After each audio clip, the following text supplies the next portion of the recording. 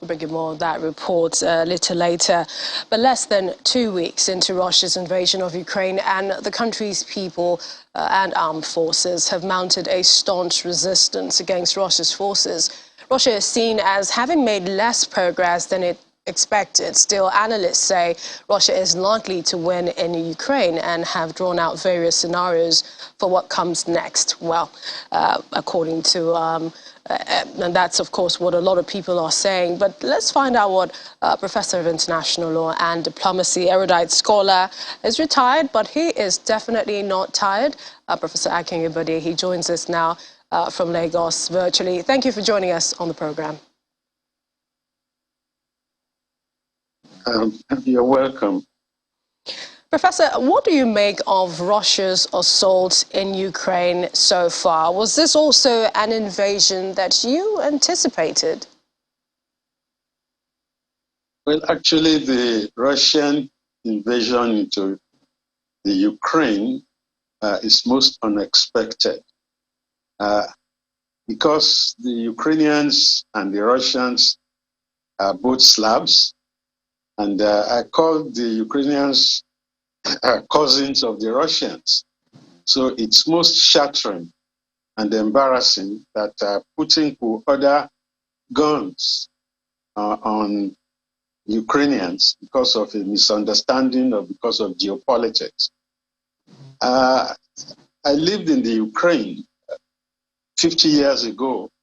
For my basic legal training, I was from Kyiv State University, and so I'm in a position to discuss the thought processes of the Ukrainians.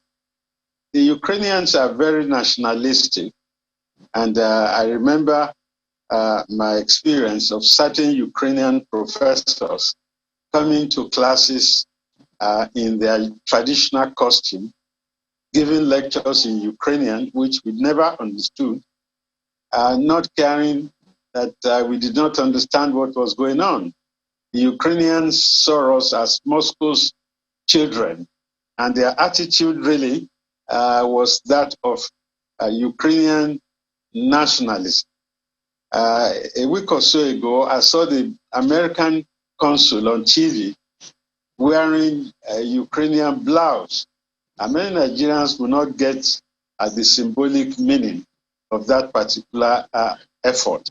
But I'm saying we have to situate the contradiction between the two cousins within the rubric of nationalism. Putin wants to recreate and reenact a new great Russia, and the Ukrainians are prepared to fight for their freedom.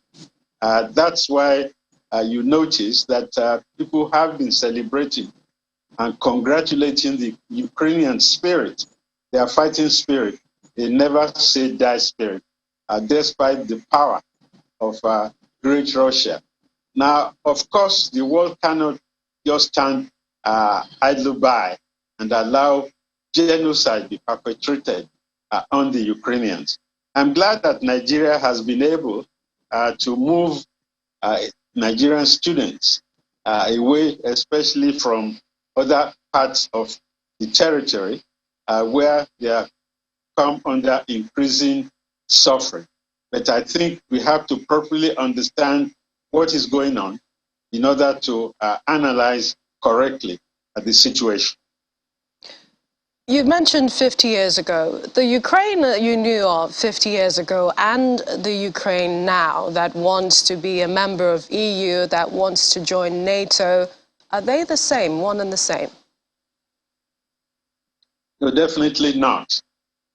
Ukraine 50 years ago was part and parcel of the Soviet Union, and the Putin would not leave down a country like Ukraine joining either the European Union or NATO because it will bring American troops down to its shores. So I'm talking of the yearnings of Vladimir Putin against the aspirations of the Ukrainians, at least to be independent if they are going to forego their intention to join NATO or to join the European Union. You also point the blame at Russia with regards to his justification for this invasion of Ukraine.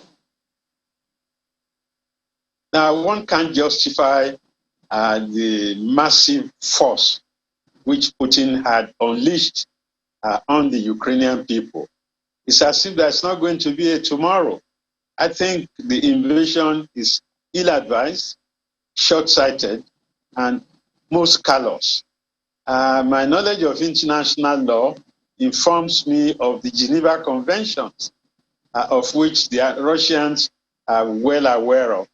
And the third convention on the protection of civilians is so important. You cannot be attacking domestic residents and children in schools or attacking hospitals. I mean, war anywhere is a horrific situation. But what the Russians are doing is definitely without bounds. The world, as I said, cannot sit, looking with angst at what is happening. In fact, my gut reaction is that if the world is not very careful in assessing the situation correctly, it might turn into a third world war. And Prof, some of the reactions from the world, the West, and several other countries, companies are economic sanctions. But are they really doing, is there really any impact? Well, Russia has changed from when it was under the Soviet Union. I was in Moscow about 6 years ago, and I saw Moscow had changed. In fact, words like apartment had become a Russian word. There are many European vehicles on Moscow streets, and Moscow gave the feeling, the impression I had was that Moscow had become very cosmopolitan, more European than it was when we were students. So the sanctions might wreak a lot of havoc. And when Biden announced today that it was going to stop the import of Russian oil, that could be a dagger on the throat of Putin, because he relies on how things are to sustain and maintain his thrust into Ukraine. Don't forget also that the Ukraine holds Donbass, the heart of the steel industry in that area, apart from the production of wheat and other agricultural commodities. In fact, Nigeria should have a vested interest in what is going on because of the Ajaokuta steel complex, which was constructed by engineers from Donbass. So the world is more integrated now than it was, say, 20 years ago. So definitely everybody is going to feel part and parcel of the Russian thrust onto Ukrainian territory. There is also the opinion that the US probably goaded Ukraine into this situation. What do you make of that? Well, that's a very interesting point. I'm sure that Zelensky did not read the tea leaves correctly. But it's not Zelensky that caused this war. It was Putin, without any announcement, decided to teach the Ukrainians a terrible lesson. I note that when we were students, as I said, 50 years ago, one of the most important holidays in the Soviet Union was the International Women's Day. So I wasn't surprised when the Russians now declared an unofficial ceasefire to enable some people to live. I'm talking of those like Nigerian students who have been in Sumi and others, that corridors have been opened for refugees to live. But the date is important, 8th of March. It was a date in the old Soviet Union when men gave flowers to their wives or to their girlfriends. So it's a date that is not mistaken by the Russians. But I want us to really look into the psyche of the Russians, because it's a battle which, in the long run, they are going to regret. The West have said they will not put boots on the ground, which is cold solace to Zelensky, who wants a no-fly zone to be declared on Ukrainian airspace. Sanctions are good, but they take it long before they bite. We can learn that lesson from sanctions against apartheid South Africa and even sanctions elsewhere. Sanctions are necessary but not sufficient to put Russians in discomfiture. Prof, now that things have come to this, negotiations have been on, I believe they've met about 3 times. Do you expect anything promising? Well, Zelensky himself has little faith in the negotiations because he had said that the West need to provide greater resonance in terms of their response to the Russian bear. So quite sincerely, except and unless and only to the extent that the West is prepared to stand up to the Russian bear, there might be nothing to stop a genocide that we are beginning to see happen in the Ukraine. Negotiations are necessary, but not sufficient. Of course, after every war, you have to go to the negotiation table. Look at what is happening in Nigeria between ASU and the federal government. I remember I was part of the federal government negotiation many years ago, 1991. And later when I became a vice chancellor, I was part of the Nigerian delegation against ASU. I must confess I was consultant to ASU, but again, it's not negotiations that will put an end to a debacle. It's the nuisance value, the muscle demonstrated by the parties that will even decide the arrangement of the conference table before the peace can be negotiated. So we still have a long way to go as far as negotiating a peace between Russians and their Ukrainian cousins. And talking about that long way to go, the humanitarian disaster has been quite devastating. 2 million we're hearing. But we understand that Zelensky will be meeting with MPs, or rather sort of addressing UK MPs, and that he might also be asking of, and this is requesting again, which he did earlier, of the no-fly zone. He might ask for that. But is this what Ukraine needs at the moment, or will this likely aggravate Russia further? Well, Zelensky has the benefit of being of Jewish extraction. So that is what puts the lie on Putin's argument that he was in Ukraine to flush out Nazis. How can you now talk of Zelensky, a Jewish person, as a Nazi?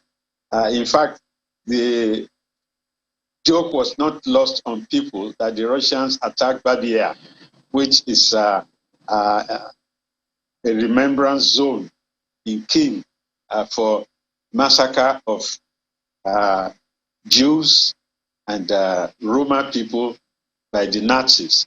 In fact, it's even interesting that Putin is behaving like Adolf Hitler, and he's wearing the wrong shoe on the wrong leg, and he needs to retract and cut the losses that Russia has had. That Nigerians want to go and enlist in the Ukrainian army to fight Russians, I think is a case in point. Russia is losing so many friends all over the world that I don't think the game will be worth at the candle at the end of the day. And we've also seen China asking for restraints, and some are saying that, you know, Russia is still getting some sort of support. Are you surprised by that posture? I mean, where would you say that China's interests lie in this whole crisis? Well, in another few years, China will be the leading industrial power in the world. And so China does not want to engage vigorously in the conflict between Russia and Ukraine. Russia has lost a lot of clout because of its expulsion from SWIFT, and the muscle of the Chinese internationally is sufficient a shoulder for the Russians to lean on. So my take is that the Chinese will adopt a neutral attitude, but then they will not want to antagonize Vladimir Putin. I was in China a few years ago, and I noticed that China had become a great power, economic power. They had Mercedes, they had all sorts of things that we did not expect. Solar power, almost every house in Zuchu, the city we went to, had solar panels on their roofs. So China has become a power that is unstoppable. And the Chinese have to do their calculus well. The Americans are their rivals. They think they will overtake the Americans pretty soon, and they will do anything to sustain the momentum of their progress.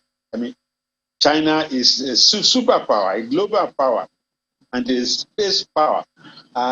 China has all sorts of collaboration with the Russians. Ukraine might be a sacrificial lamb, in this global chessboard.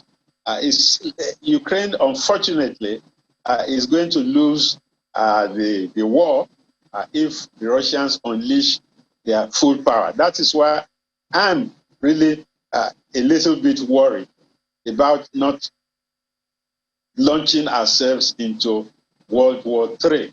I don't know if the Chinese are thinking of that scenario, but as Nigerians, we have to think of multiple scenarios. It's not enough to evacuate Nigerian students from Ukraine. When I saw those niggardly students scrambling out of Ukraine, I reminded myself of 50 years ago when we were students in Kyiv, and things were not that horrible. But the horrific scenes we are seeing in different cities, Chernobyl, in fact, places in Donbass, Mariupol, and of course, Kharkiv. We have graduates from the University of Kharkov in the universities teaching. I have professor friends who studied in Kharkov and Odessa. Those of us who read international law were sponsored largely by the Nigerian Institute of International Affairs to go and study international law in Kyiv. So I suspect that the Chinese will not want to get involved vigorously, although China will be looking at Western reaction as a lesson to them in case they decide to gobble down Taiwan. So that's a scenario we cannot discount. All right. Professor Oyebode, Professor of International Law, Diplomacy, we appreciate your time, your expertise. Thank you for joining us on the program. You're most welcome. Well, still to come, NATO says Russia's war must not escalate beyond Ukraine.